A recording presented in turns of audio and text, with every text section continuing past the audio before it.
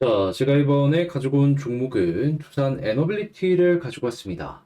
제가 여기서 조금 보수적으로 봐야 된다라고 말씀을 드렸었는데, 솔직히 그렇게 말씀을 드리면서도 이제 좀 제가 틀렸길 바랬거든요. 네, 이제 결국엔, 네, 하락이 조금 더 보여지게 되네요. 자, 그래도 이제 여기서 포기할 수 있는 건 아니기 때문에, 현재 여기에서 봐야 되는 핵심 내용이 뭐가 있는지 지금부터 하나씩 살펴보도록 하겠습니다. 여러분, 구독, 좋아요, 알림 설정 한 번씩만 부탁을 드릴게요. 자, 일단 제일 먼저 나오고 있는 내용을 보자면 SMR 관련되어서는 좋은 내용이 많습니다. 벌써부터 뉴스케일 파워에 들어가는 여러 가지 기자재나 주기기의 제작을 들어가고 있다라는 내용들이 들려오고 있고, 그리고 이게 하나가 완성이 되면 훌륭한 레퍼런스로 자리를 잡을 수 있을 거 아니에요. 그러면 두산 같은 경우에는 이 SMR 전용 공장으로 1조를 넘게 투자하는 모습이 보여지기 있기 때문에, 다시 1조 넘게 투자하는 모습을 보여주고 있기 때문에 이거는 잘 되면 무조건 돈이 될 수밖에 없다. 그래서 이러한 SMR 관련으로는 지금 상당히 분위기 좋은 게 우리에게 보여지고 있다라는 것이죠. 하지만 문제는 뭐냐? 이게 나중에는 어느 정도 돈이 된다라고 하더라도 지금 당장 돈이 되는 걸 꼽아보라면 결국에는 대형 원전 이걸 볼 수밖에 없거든요. 그랬을 때 지금 폴란드랑 체코 원전 수출은 지금도 준비를 하고 진행을 하고 있다는 얘기를 하고 있지만, 웨스팅하우스 관련되어 가지고는 해결이 되었다라는 얘기 자체가 안 들려오고 있습니다. 지금 여기서 지금 여기에선 어떤 얘기가, 지금 이창양 장관님께서 뭐라고 이야기했는지 요걸 좀 살펴보게 되면요. 일단 미국이랑 얘기를 했다라고는 합니다. 근데 해결이 아니라 우호적인 분위기를 한번 만들어 보자. 막 여기에서 분위기가 만들어 이미 졌고 구체적으로 내용이 진전되고 이런 건 일체 없고요. 분위기를 만들어 보도록 하자. 그러면 이런 모습이 계속해서 이어지게 된다면 에너빌리티 입장에서는 전부 부담으로 느껴질 수밖에 없겠죠. 지금 현재 이 상황을 마냥 좋다라고 하기에는 어려운 부분이 많다라는 겁니다. 물론 SMR이 떠오르는 모습이 보여지게 된다면 여기에서 나오는 악재를 어느 정도 상쇄시켜 줄 수는 있겠죠. 근데 상쇄가 전부지. 원래 100 정도의 기대감이 있었던 게 70으로 60으로 빠지는 건 막을 수 없다라는 거예요. 그러면 자연스럽게 가격의 상승에는 제동이 걸릴 것이고, 그러한 부분은 하락으로 연결될 가능성이 조금 더 높을 수밖에 없다. 저도 최대한 좋은 얘기를 하고 싶은데, 네, 일단 좋은 내용이 안 나오다 보니까, 자, 그럼 이제 이런 상황에서 수급이 어떤 식으로 연결되고 있는지를 살펴보게 된다면, 제가 계속해서 강조하고 있잖아요. 이들의 이 마이너스가 돌아서기 전까지는 버텨야 될 필요가 있다고. 그런데 오늘 이 순간에도 마이너스는 이어지고 있습니다. 그러면 이게 계속 이어진다면 현재 위치보다 더욱더 많이 빠질 가능성이 계속해서 보여지고 있는 거예요. 그럼 답이 없죠.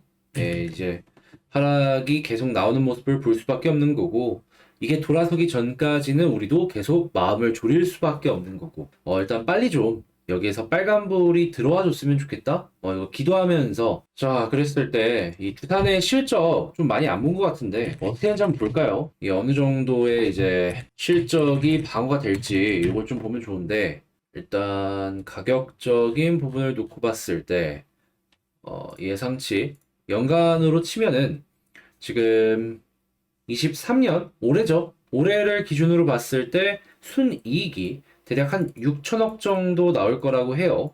그러면 이제 아무래도 건설이나 여러 가지 부분이 껴있다라고 하지만 성장성이 있는 사업 부분도 굉장히 높게 가지고 가고 있기 때문에 한 PR 10에서 15 정도가 저는 인정을 받을 수 있는 적정 수준이다라고 생각을 하는데, 12조 정도 이게 맥시멈 적정 가치? 이렇게 생각을 해볼 수 있을 것 같은데 이걸로만 치면은 나쁘진 않네요. 근데 만약에 일단 여기서 말하는 이 8천억이 지금 대형 원전 수주 성공했다라는 가정하에 넣었는데, 요게 만약에 이제 조정을 받아서 요때 한 6천억 정도가 잡히는 모습을 보여주게 된다면 어떻게 될까요? 한 9조? 9조 정도가 적정 가치 수준? 거기가 한 맥시멈 수준? 이렇게 봐야 될 것 같아요. 그러면 현재 위치는 적정 수준에서 조금 비싼 가격 혹은 적정 수준에서 움직이고 있다. 이렇게 분석을 하시면 될 것 같습니다. 근데 이걸 왜 봤냐면요. 지금 빠지는 흐름이 보여지고 있잖아요. 이게 어디까지 빠질지 아직 안 보여지고 있거든요. 근데 저렇게 실적이 보여지면 방어적인 부분에 있어서 좀 편하게 볼 수 있습니다. 그러니까 최소한 빠지더라도 적정 수준까지 다시 한번 회복할 수 있다. 이걸 우리에게 알려주는 내용이 방금 봤던 실적을 기본 베이스로 한 가치 평가 이렇게 볼 수 있는 것이죠. 이 원전은 미래에도 계속 발전할 수 있으니까 한 PER 10에서 15 수준으로 여러분들께서 살펴보시면 좋겠네요. 자, 그러면 이런 상황에서 이제 가격적으로 어디까지 빠질지 이제 저점 부분이 뭐가 있는지를 보면요. 뭐 바닥권 여기 이탈하면은 이제 최저권 여기까지 생각을 해야 될 것 같습니다. 근데 이제 만약에 올라가는 모습이 보여지게 된다면은 11선 말고 21선 여기 확실하게 돌파하는 모습 보여주면 이때처럼 이렇게 쭉쭉 올라가는 모습 생각해 볼 수 있을 것 같고요. 그때는 이전처럼 일단 481선까지만 목표를 잡는 게 괜찮아 보이겠네요. 자, 그러면 지금 상황에서 어떤 것들이 있는지 최종 정리 한번 해보도록 하자면 나오는 뉴스 같은 경우에는 여전히 만족스럽지 못한다. 수급을 보더라도 계속해서 마이너스이기 때문에 이게 돌아서기 전까지는 우리도 좀 이제 넉넉하게 봐야 될 필요가 있다. 자, 그리고 세 번째 같은 경우에는 가격적인 부분에 방어력이 여기서 될지 잘 모르는 상황이란 말이에요.